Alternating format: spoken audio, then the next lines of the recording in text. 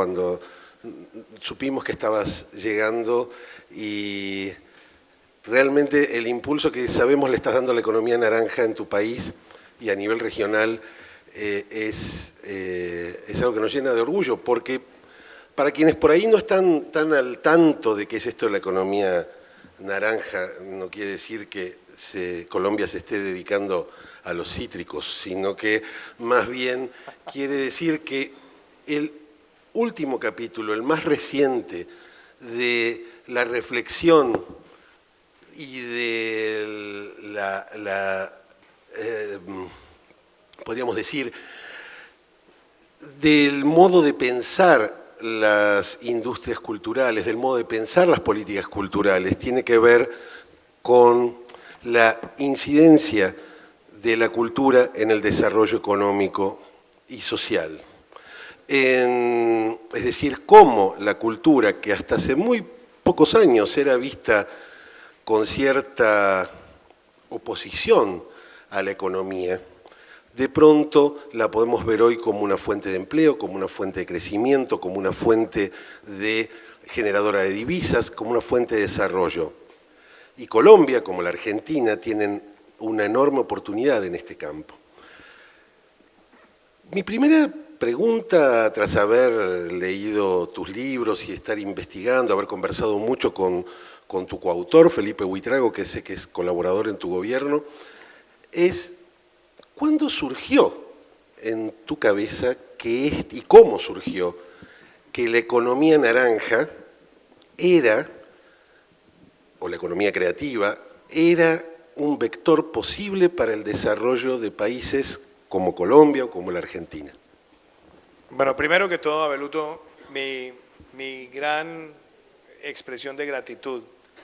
Soy un admirador de tu gestión en la promoción de la cultura.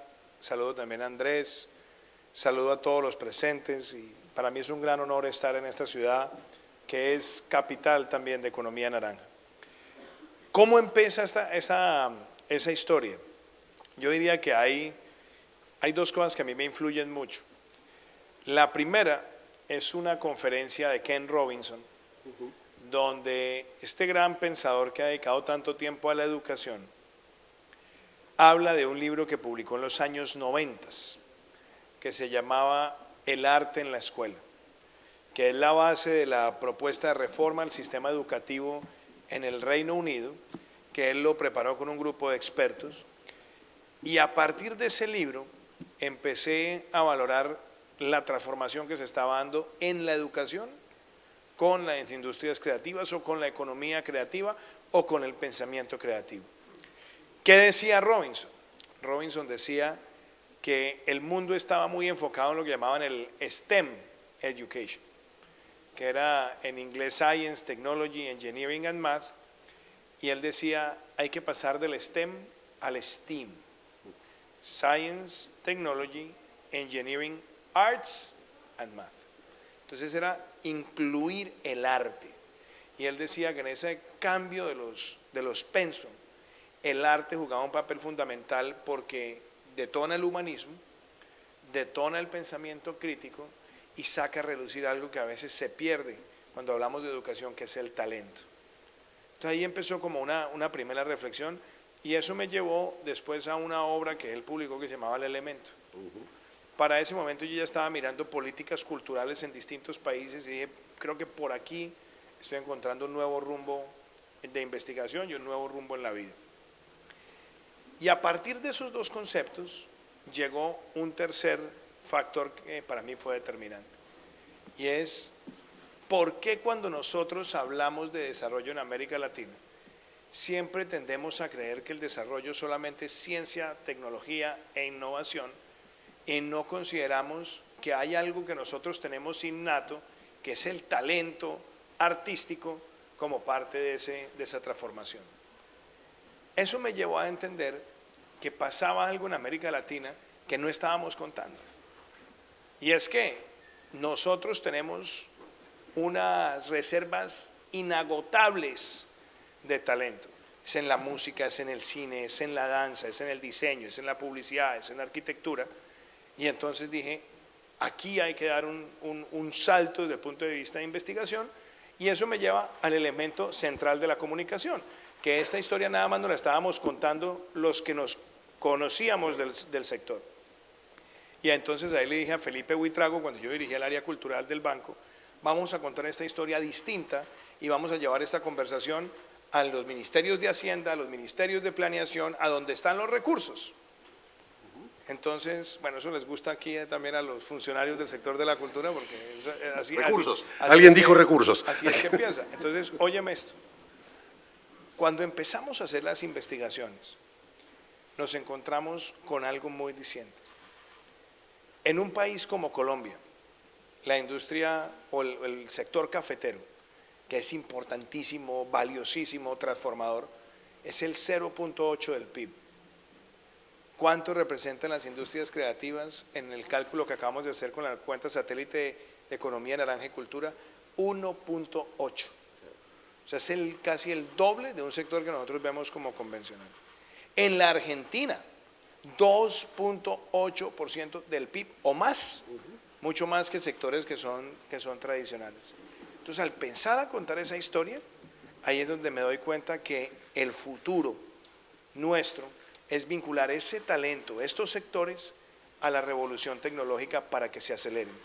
Y es allí donde nosotros logramos sacar adelante la ley naranja, después en Colombia, los incentivos, ahora con el plan de desarrollo, y no tengo duda alguna que el futuro del empleo joven en Colombia, que el futuro de la ciencia y la tecnología va a estar vinculada a la conexión que tenemos con estos sectores donde está la gastronomía, los festivales, los carnavales, las artes escénicas, las artes visuales, donde tenemos radio, cine, televisión, impresos, publicidad, arquitectura, diseño en todas sus manifestaciones, joyería, juguetería. Son sectores que todos sumados son un factor fundamental de empleo y de transformación económica. Ahí empezó esta historia, y de pronto, si me permites contarte esto, la pregunta que muchos me hacen, ¿por qué naranja? Que esa es una historia que a veces no la contamos. Con Felipe Buitrago, cuando estábamos escribiendo el libro, yo le dije, Felipe, a esto tenemos que darle una identidad cromática. Y entonces me decía, pero ¿por qué la obsesión? Le dije, porque hay que contar esta historia de una manera que sea sencilla y que conecte.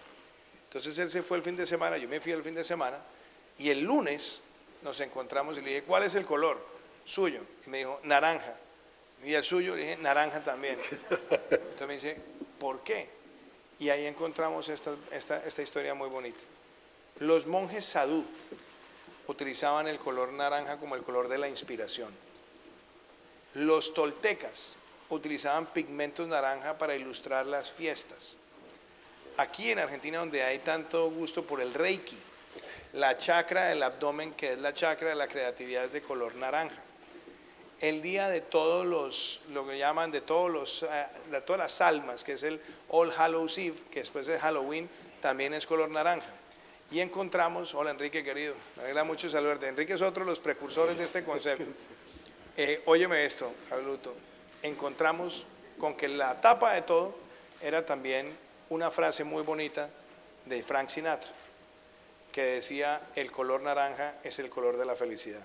Entonces nosotros decidimos incorporarle todos estos elementos culturales, y cuando lanzamos el concepto no pensamos que esto pues fuera a pegar tan rápido, y en cuestión de solo un año habíamos logrado la traducción a más de 5 idiomas del libro, y logramos además que a hoy, casi 6 años después de publicado, siga siendo el libro más descargado del Banco Interamericano de Desarrollo, mes a mes, día a día, porque le ha permitido al sector del arte mostrarle al sector de la economía el peso que esto tiene y cómo ayuda a transformar la sociedad. Es absolutamente, certifico lo que dices, porque he estado revisando el libro en estos últimos días y está absolutamente vigente, a pesar de que ya tiene unos 5 o 6 años. Sí.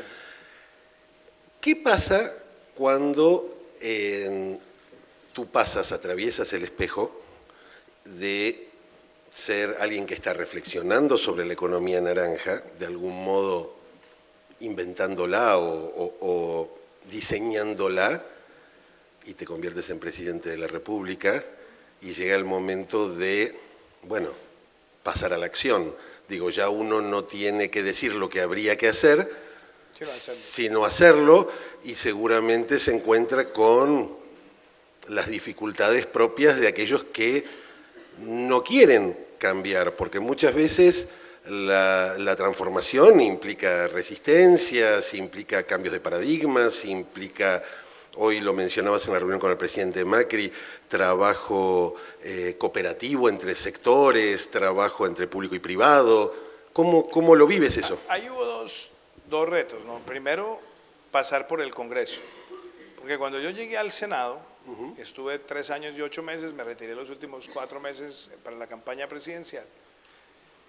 Cuando llegué al Senado me di cuenta que lo que teníamos era que llevar estas ideas y convertirlas en materialización, y eso implicaba sacar una legislación, y esa legislación se enfoca en 7 puntos que nosotros planteamos en el libro, que son las 7 Is, que además es una historia. Las 7 Is tiene algo de divertido. Yo había sido invitado por la CEGIP a participar en un foro de industrias creativas, y yo llegué a Madrid, recuerdo, y ese día era la final de la Eurocopa, y entonces yo quería llegar a ver la final, por supuesto. Entonces llegué y empecé a mirar en el avión los títulos de las conferencias de todos mis colegas, y cada título tenía por lo menos 3 párrafos.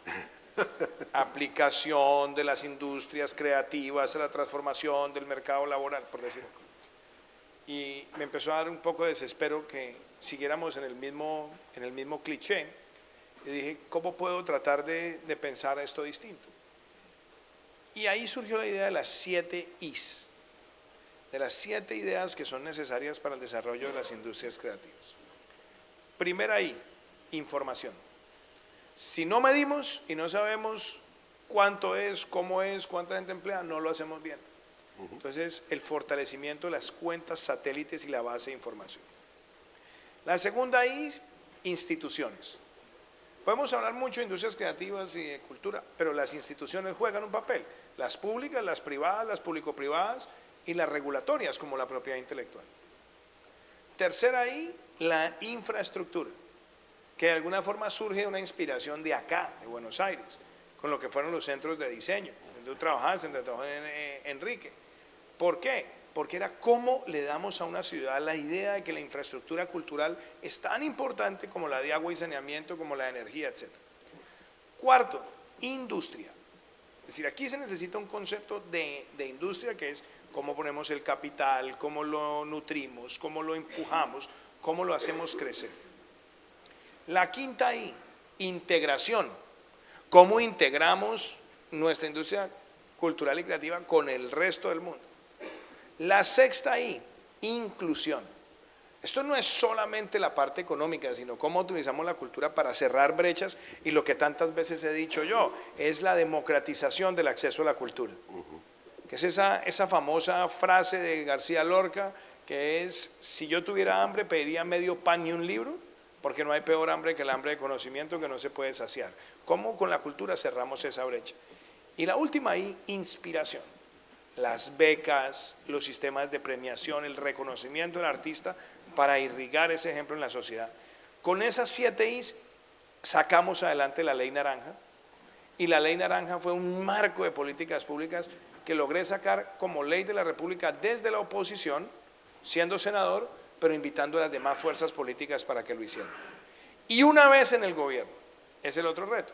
Porque, por ejemplo, ¿qué me encontré? Que como yo era candidato presidencial y yo estaba hablando de eso, pues mis detractores empezaron a golpear a la economía naranja, pensando que con eso me golpeaban a mí. Entonces yo traté un poco de dejar a la economía naranja aquí al ladito, para que no fuera afectada, porque lo peor que le puede pasar a la cultura es que la cultura se vuelva un tema ideológico, o es de izquierda o es de derecha, ahí pierde la cultura, no pierde la política, pierde la cultura.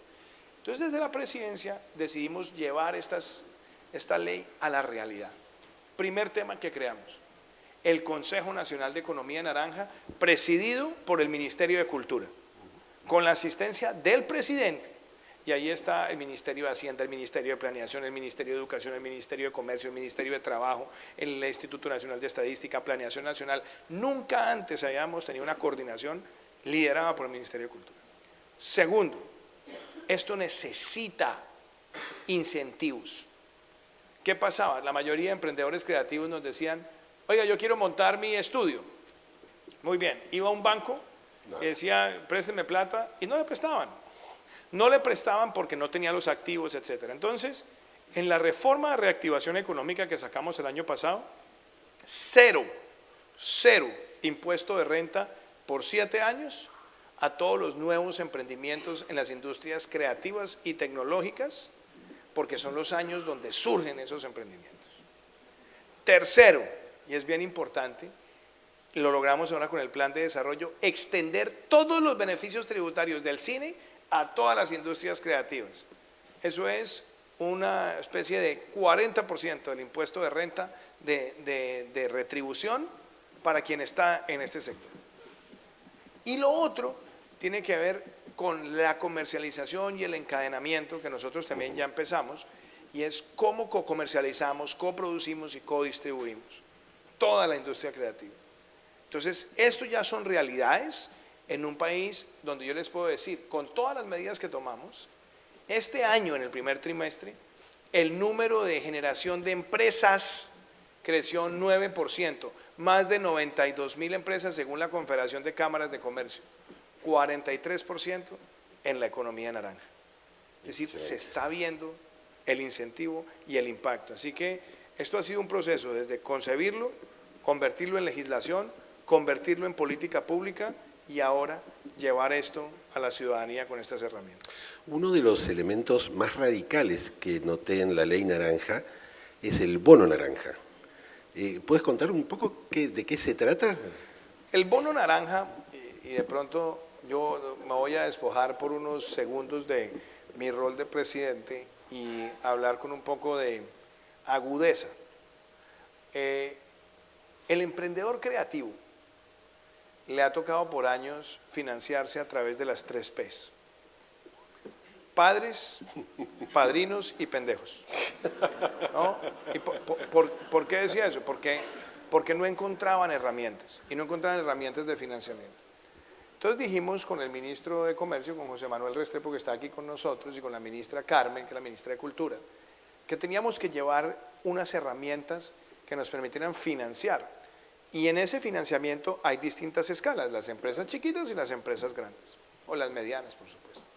Entonces, con Bancoldex, que es el banco de fomento nuestro, fomento de emprendimiento y exportaciones, hicimos la emisión de un bono que lo llamamos el bono naranja. La idea nuestra era colocar 100 millones de dólares y acabamos colocando 150 por la demanda. De esos 150 millones de dólares ya tenemos asignados casi 90, ¿no? Son cerca de 220.000 millones de pesos. ¿Que a quién se le han entregado? A través de los bancos a las empresas que están en este sector. Pero ¿cuál es mi preocupación? Que siguen siendo a través de ese bono las empresas más grandes. Entonces, para las más chiquitas, ¿qué empezamos a habilitar? Un ecosistema emprendedor. Ahí tenemos el Fondo Emprender y la aceleradora empresarial nuestra que se llama Impulsa, que lo que quieren es identificar fondos de capital semilla, fondos de capital emprendedor y llevar a esas empresas a crecer. Entonces el bono, ya sabes qué es una herramienta financiera para financiar esa escala de desarrollo empresarial, y lo que yo llamo los hijos del bono, que es la etapa previa, son los mecanismos de Impulsa, los mecanismos del Fondo Emprender, y ahora más recientemente lo que nosotros queremos cambiar con la regulación de mercados de capitales, que son los inversionistas ángeles, también con un enfoque en el sector naranja. Todo eso es recursos, pero al mismo tiempo es emprendimiento. Y cierro con esto. Lanzamos, después de haber estado en Station F en París, un ecosistema que se llama C Emprende, Colombia Emprende. Arranca con 5 nodos en distintas ciudades. Y ahí tenemos fondos, universidades, clientes y emprendedores, para que en ese ecosistema vayan comercializando y distribuyendo y mostrándole al mundo su capacidad empresarial y que eso jalone esas empresas. Es absolutamente deslumbrante. Otro caso que nos llamó mucho la atención, porque el mundo está virando hacia allí, tiene que ver con el ecosistema audiovisual. Colombia se ha destacado en los últimos meses por generar una política de incentivos muy atractiva, buscando sobre todo atraer producciones para las grandes plataformas tipo Netflix o Amazon. Nosotros estamos emprendiendo el mismo camino también, donde claramente está cambiando el modo de consumir a nivel global las producciones audiovisuales. Ya el cine no es lo que era, el modo de producción cinematográfico tampoco es lo que era, los costos están cambiando. ¿Cómo ves el futuro del mercado audiovisual y de la producción audiovisual? ¿Y cómo crees que Argentina y Colombia, porque hoy en la reunión también de los equipos de ambos gobiernos mencionabas algo de eso, que podríamos trabajar juntos? Pues primero, Argentina ha sido la meca, por decirlo así, de lo que fue el gran desarrollo de la industria audiovisual latinoamericana. Yo recuerdo de todo tipo. Primero yo recuerdo lo que significó en los años 70, 80, 90 el cine argentino en toda la región. Yo diría, el cine latinoamericano no es hoy lo que es sin Subiela, sin Aristaín, no sería lo que es sin haber visto el desarrollo artístico de los actores y actrices, y mucho menos de la independencia en la comercialización, porque en un mundo dominado por lo que llaman los majors, que son los que manejan la gran presencia en las salas de cine, el cine argentino era un cine independiente que empezó a irradiarse por toda América Latina. Esa era la meca, con un fondo de promoción cinematográfico bastante diciente. Y después yo diría que Argentina también se convirtió en una especie de laboratorio de la producción de series. Lo que pasa es que lo empezaron a hacer antes de que tuviéramos el desarrollo exponencial del TOT. Aquí está María Juliana, mi esposa, la primera dama de Colombia, y yo recuerdo nosotros viviendo por muchos años en Estados Unidos, apareció una serie que la tenía HBO que era Epitafios, una serie, una producción local espectacular con toda la picaresca y la narrativa policíaca de ese género que ha sido tan sublime aquí en Argentina. Y entonces, ¿qué pasaba? Era la serie, pero entonces la serie tocaba esperar que terminaran en la primera parte y la segunda parte, y era un año esperando, y eran los capítulos cada 15 días, pero ya estaba el concepto de la serie. ¿Qué ocurre? El crecimiento exponencial del TOT ocurre en menos de 5 años. Es decir, antes los que controlaban los contenidos eran los que lo ofrecían y te obligaban a ver los contenidos cuando ellos los pusieran, entonces te tocaba o grabarlos o mirar a través de, o si te alineabas con el horario. El crecimiento fue tan rápido que cuando empezó el streaming ya en los contenidos, pues los países empezaron a darse cuenta que había algunos que estaban ganando mucho más rápido. Entonces la primera etapa la consolían los europeos. La primera etapa son ellos los que empiezan a producir series en TOT y Latinoamérica un poco mirando para los lados. En la segunda etapa es cuando ya empiezan las productoras que se habían beneficiado de las leyes del cine a decir, yo quiero entrar ahí. Porque ¿qué pasaba? Los beneficios de las leyes del cine eran muy buenos, pero eran muy estacionales. Y a veces solo para el cine. Claro, y tenías 100 películas y de 100 películas te salía una buena o 2 o 3. Y de pronto ellos se dan cuenta que pueden jugar en grande con las series. En Colombia teníamos una compañía que era Dínamo, que surgió con la ley del cine del 2003, que se expandió con la del 2013, pero ellos los llama un día a Netflix y les dice, produzcanos unas series, y empiezan a producir Narcos. ¿Y qué se dan cuenta ellos? Que eso es una economía tan grande y más grande inclusive que la del cine, porque una sola temporada de Narcos, la primera temporada, demandó 14.000 habitaciones de hotel. 14.000 habitaciones de hotel. Y empiezan a buscar maquilladoras, pero las empiezan a buscar y resulta que en Colombia no teníamos maquilladoras certificadas con los estándares de Hollywood y una maquilladora se estaba ganando $5.000 la semana. Entonces te empiezas a dar cuenta que eso es un mundo que está ahí, y entonces conversando con la industria, con ellos, con muchos más, ellos nos decían a Carmen y a mí, hay que hacer algo para que Colombia juegue en grande en las series, porque los beneficios del cine no los tenemos para el resto de la industria audiovisual. Y después empezamos a ver que Hulu, Amazon Prime, HBO Go empezaron a llamar a más productoras en Colombia, pero entonces la regulación de la producción de series no la teníamos. Ustedes ya la tienen, pero no la han tenido, no la han jugado todavía tan en grande como lo podrían hacer, pero ya lo tienen. Ya ustedes pueden mover camiones en las calles de Buenos Aires para hacer largometrajes y lo tienen desde hace mucho tiempo. Entonces todo lo que es urbanismo, movilización, transporte, logística, está listo. Nosotros no. Empezamos a darnos cuenta de esa posibilidad y logramos este año con el plan de desarrollo transferir todos los beneficios de la industria del cine a toda la cadena audiovisual. Y ya en lo que va corrido del año, las solicitudes para hacer series en Colombia se disparó.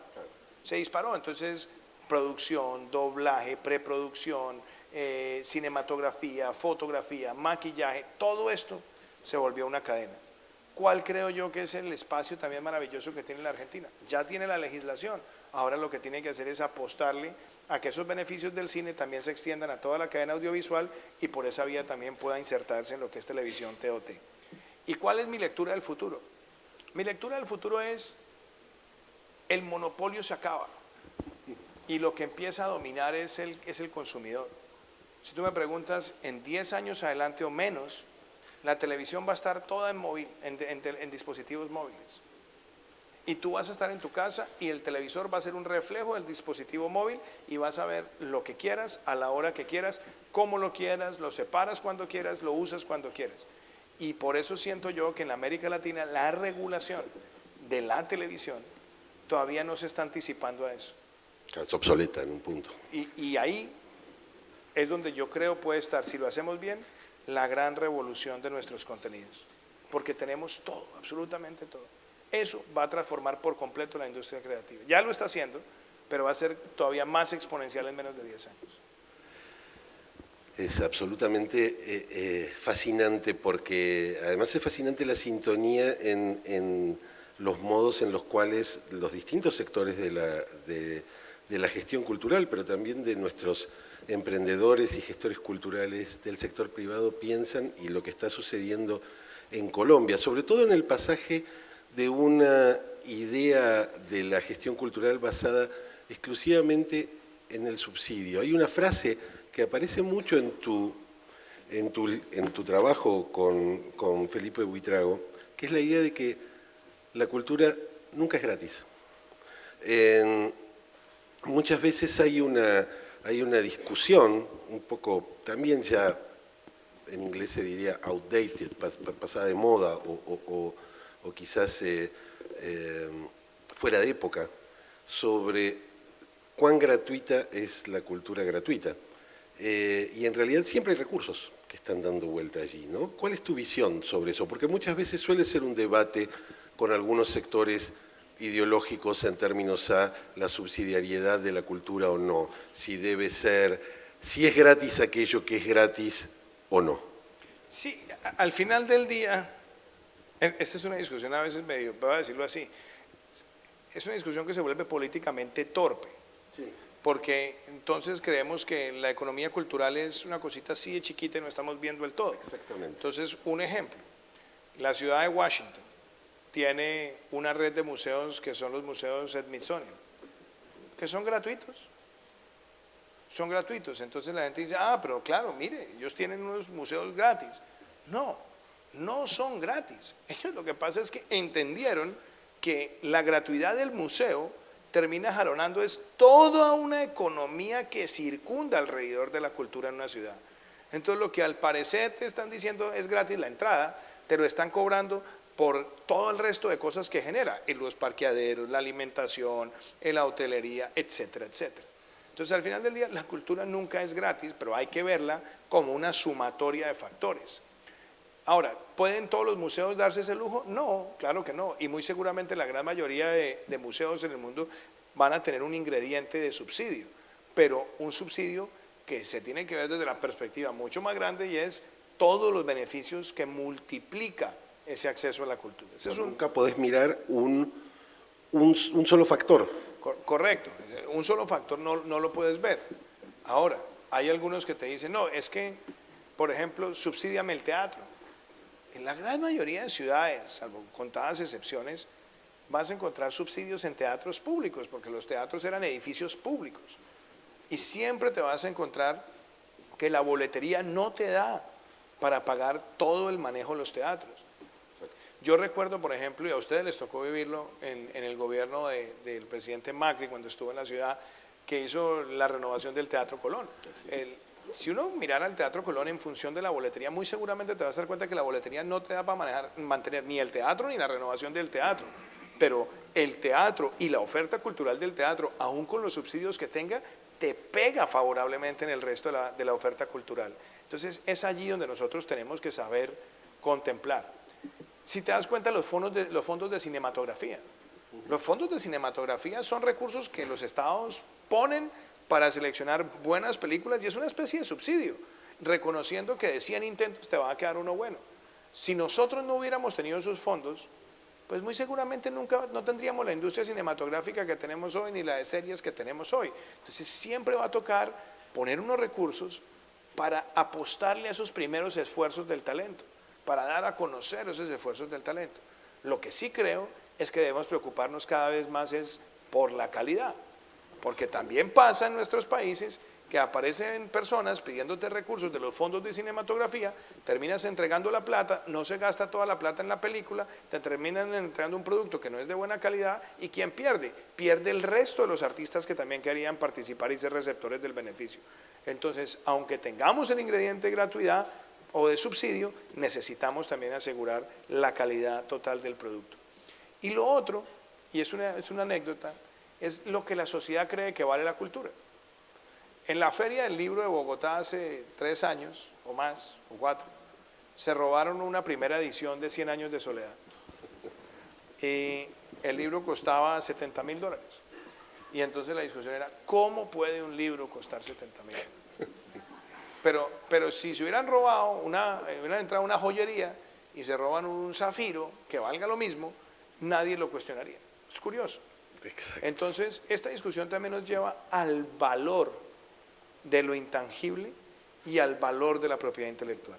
Exacto. Nosotros debemos entender que en una sociedad donde pesa la cultura, la propiedad intelectual es valiosa y enfrentar los hurtos de la propiedad intelectual también requiere tener la misma capacidad policiva y sancionatoria que el señor que se está robando el zafiro en la joyería. Y eso implica también una gran conciencia, porque el problema de muchos artistas es que los llaman, los sientan en una mesa, les hacen firmar memorandos de acuerdos de confidencialidad, después se los violan, se los roban y nadie los defiende. Entonces eso me lleva también a la discusión, que creo que es importante, que aunque hablemos muchas veces de la promoción, de la gratuidad, del subsidio, también debemos utilizar de manera fuerte la protección de la propiedad intelectual, porque eso vale, y vale para la sociedad y nosotros como Estado tenemos que protegerlo. Clarísimo, clarísimo.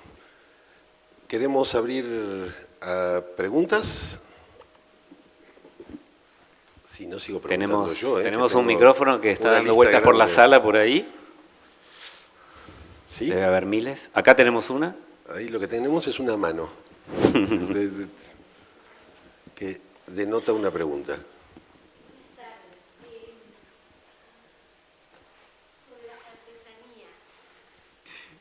Sobre las artesanías, Colombia es un país líder en políticas de artesanías. Lo que quiero saber es qué mecanismos tienen pensado para evitar la apropiación cultural. Esa es una pregunta que a mí me llega al alma y de pronto mi respuesta puede ser muy disruptiva, pero con la artesanía yo creo que hay 3 instrumentos que debemos consolidar. Uno, la denominación de origen. La denominación de origen es fundamental. Nosotros teníamos, por ejemplo, con el sombrero vuelteado, que es un emblema cultural de Colombia, que se hace con caña flecha. Es una técnica además que emplean varias comunidades. Ese sombrero en un momento dado terminaron replicándolo con plástico y eso abrió el debate, lo que nos permitió defender el producto original y hacerlo a nivel internacional y hacerlo con mucha firmeza fue justamente haber sacado adelante la denominación de origen. Y eso es muy importante con las comunidades artesanas. Lo segundo es, la artesanía corre muchas veces una amenaza y es que se vea como una manufactura. No es lo mismo. No es lo mismo. Entonces, por ejemplo, un huipil en Guatemala, cuando te empiezan a comprar 1000 huipiles o 2000 huipiles, el que lo está comprando cree que simplemente está comprando una producción en serie. Y ahí es donde yo creo que la revolución es convertir al artesano en artista. ¿Para qué? Para que al no ser solamente un elemento manufacturado, sino que tiene propiedad intelectual, técnica en la mitad, mejore los ingresos de quien lo está produciendo. Y lo tercero, creo que donde nosotros también debemos avanzar mucho más, es en incorporarle a la artesanía algo que a Enrique le gusta mucho conversar y que yo sé que tú lo has hablado mucho del ministerio, es diseño y marca. Diseño y marca. Si nosotros empezamos a llevar a las comunidades de artesanos a que posicionen sus marcas y que sean sus marcas con su denominación de origen y al mismo tiempo le empiecen a innovar con diseño, ahí tenemos un crecimiento tremendo. Y la experiencia que a mí me gusta mencionar muchas veces, la pude vivir en el Banco Interamericano de Desarrollo cuando estaba al frente del área cultural con un programa que hicimos con Donna Karan y Urban Sen en Haití. Donna Karan fue con Isabel Encinas, si no me falla la memoria, que era su jefe de diseño, y se fueron a trabajar con los artesanos. Y ellos miraban el producto y les decían, innóvale aquí, innóvale allá, en los broches, en la técnica. Y terminó agregándole un valor tremendo y Urban Sen los compraba y los compraba ya con ese valor agregado y los ingresos que después se derivaron para las comunidades artesanales fueron tremendos. Ese sería para mí como el tercer pilar. Y si hay un cuarto, tiene que ver con comercialización. Porque ¿qué ocurre? Un pequeño artesano en Tucumán dice, bueno, voy a mandar 20 vasijas que me las están pidiendo de una pequeña boutique en New Jersey. Pues a él nadie lo considera un exportador. Entonces, como no lo consideran un exportador, mientras llegan las 10 vasijas a New Jersey, la pobre persona está enloquecida porque le toca llenar cualquier cantidad de papeles, cualquier cantidad de formularios, y es justamente para comercializar directamente. Si le damos la connotación de ser un pequeño exportador y permitimos los registros de pequeños exportadores y facilitamos los trámites y adicionalmente habilitamos que las cadenas de comercio electrónico puedan facilitarle al señor poner esas 10 vasijas en un Federal Express en Tucumán o en los correos de Argentina, donde quieran, y ese producto llegue rápidamente a New Jersey, eso nos permite que la artesanía de nuestros países pueda divulgarse de manera más abierta a través de las plataformas digitales y ser también un ganador neto de las plataformas de comercio electrónico. Clarísimo, disruptivo y estoy completamente de acuerdo porque y de hecho tiene que ver con muchas cosas que hemos estado pensando. De hecho existe desde hace poco el Exporta Simple en la Argentina, que es un mecanismo para este tipo de exportaciones pequeñas, para resolver a los pequeños exportadores de todo tipo de productos. ¿Alguna otra pregunta? No sean tímidos. ¿Allá? ¿Allí atrás? Sí, ahí vimos una mano. Hola, ¿qué tal? Buenas tardes. Soy Damián Kirchner, director de Mediamorfosis, que es un foro sobre medios que realizamos en Argentina y en Medellín, en Colombia, y este año en Bogotá, probablemente en el mes de octubre. Le quiero hacer una pregunta. Es una pregunta casi personal. Para hacer grandes proyectos se consiguen fondos para lograr proyectos que sean exponenciales en la línea de proyectos como si yo hablara de Globo o Rappi. En el medio hay proyectos de las industrias culturales que son rentables, que funcionan, pero que tal vez no multiplican por 1000 o 2000. Nos cuesta mucho conseguir fondos para financiarnos y trabajar, y a la vez esas industrias de pymes en general son las que generan muchísimos puestos de trabajo, generan movimiento en la industria. ¿Cómo podemos vincular la economía naranja con la necesidad de esos fondos para desarrollar estos emprendimientos? Gracias. Yo diría que hay dos formas, ¿no? La primera forma, que es la que hablamos nosotros en la regulación que sacamos con la ley de financiamiento, y es, de pronto, antes de ponerte los recursos, lo más importante es no quitártelos, ¿no? Y muchas veces el Estado empieza a quitarlos desde antes. Por ejemplo, en Colombia teníamos una figura a mí me parece que ya es arcaica en los sistemas tributarios, que se llama la renta presuntiva. Entonces, tú montas un negocio, lo registras, y entonces sobre los activos que registras, se presume que debes pagar un mínimo del 3% de esa renta sin haberla generado. Entonces nosotros con la reforma lo que empezamos fue el desmonte de la renta presuntiva para que se acabe en el 2022. Es decir, a partir del 2022 no hay renta presuntiva y viene un decaimiento así gradual que este año empieza. Lo segundo es que el emprendedor creativo y digital, los años más duros son los primeros 7 años, porque son los años donde contrata a 2 personas, se le demoran en pagarle los clientes más de 90 días, 100 días, está asfixiado financieramente. Entonces nosotros decidimos, ¿para qué nos vamos a poner a perseguirle el ingreso de renta a esos emprendedores en los primeros 7 años? Y sobre esa base es que nosotros sacamos 0 impuesto de renta durante esos primeros 7 años, que es una forma donde si bien no estoy poniendo el recurso, no le estoy quitando esos recursos. El tercer elemento es un elemento que nosotros lo empezamos a ver. La gran mayoría de este sector es un sector que está informal. Es decir, hoy, claro, hablamos de las empresas que conocemos, pero lo cierto es que vas mucho más abajo y no tienen ni registro mercantil, ni registro tributario. Es un poco, como dicen en inglés, on the go. ¿Y qué nos dimos cuenta? Que a veces ahí hay un sector de industrias creativas que es el pequeño restaurante, la pequeña tienda de artesanías, que es el pequeño estudio litográfico. Entonces lanzamos algo que se llama el régimen simple, y es hasta casi $1 millón de facturación vas a pagar entre el 1 y el 11%, cuando la tasa es del 30 o del 29. Entonces es un incentivo también grande, que es una forma de no quitar. Pero a eso voy a la otra parte que tú dices, ¿dónde están los recursos? ¿Dónde creemos nosotros que podemos tener recursos disponibles? Por un lado, están los recursos públicos. Fondo Emprender en el Servicio Nacional de Aprendizaje, Impulsa, que es nuestra incubadora y aceleradora, y la idea es ahora crear un fondo de fondos, donde llegamos a un acuerdo con SoftBank, el fondo de tecnología más grande del mundo, donde nosotros ponemos $1, ellos ponen $1, $1, ellos ponen $1, y eso nos permite a nosotros tener esos recursos para, junto con Impulsa, que es el acelerador, darnos cuenta cuáles son los potenciales gacelas, los potenciales centauros y los potenciales unicornios. Y también traer a la ecuación a los grandes fondos de capital mundiales, como lo hicimos recientemente con 500 startups en San Francisco. Todo esto es un ecosistema. Entonces ahí están esos recursos.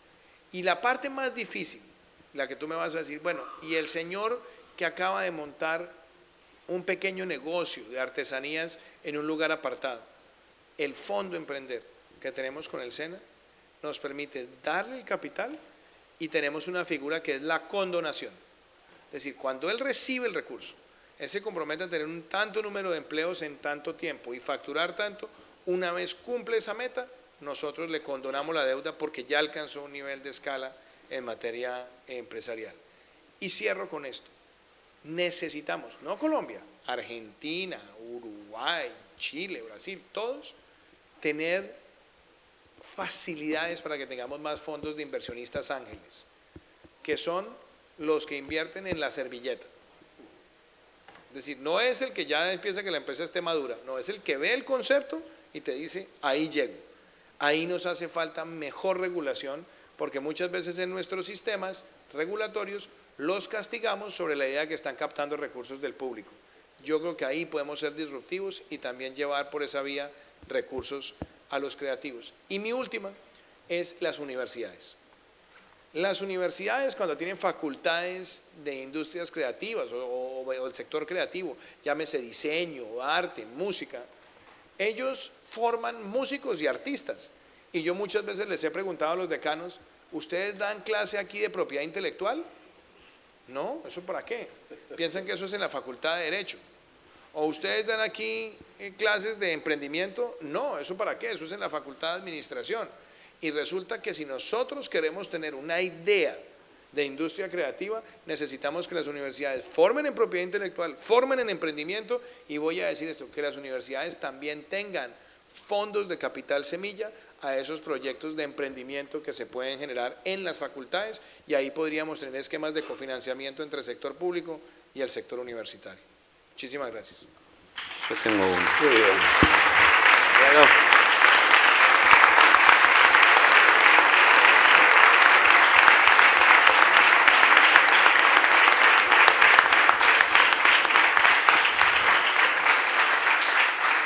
Bueno, pensar que cuando yo era chiquito de Colombia, lo único que sabíamos era que había un señor Juan Valdés que andaba con su burrito. Después Colombia tuvo una etapa muy oscura y ahora realmente te felicitamos porque seguramente en los próximos años vamos a escuchar hablar de los éxitos de la Colombia Naranja convertida en una usina de emprendedores creativos y de artistas y de talento que ya se empieza a notar y que va dejando atrás su pasado más violento y más oscuro. Así que felicitaciones, Iván. Muchas gracias. Felicitaciones, muchísimas gracias por haberte hecho de este tiempo para compartir con todos nosotros. Y en un día tan apretado, con tantas actividades, con tantas reuniones y encuentros. Muchas gracias a todos ustedes por acompañarnos en esta tarde y... Sí, yo iba a meter la cucharada. Dilo. Que me parece muy importante esta reunión. Yo quiero decirles que la economía naranja no sería lo que es como concepto, como legislación y como implementación, sin lo que fue el apoyo de Argentina. Lo digo, no es una lisonja, lo viví desde el banco, lo viví con ustedes. Hay algo que yo quiero resaltar. El año entrante, Colombia y Argentina, en un hecho sin precedentes, vamos a coorganizar la Copa América. ¿Qué espero yo? Que lo mismo nos esté sucediendo con las industrias creativas. Coproducción, codistribución, coprotección de la propiedad intelectual. Y óiganme esto, dos temas que yo quiero acelerar. La homologación de títulos entre los dos países, viceministro Luis Fernando. Porque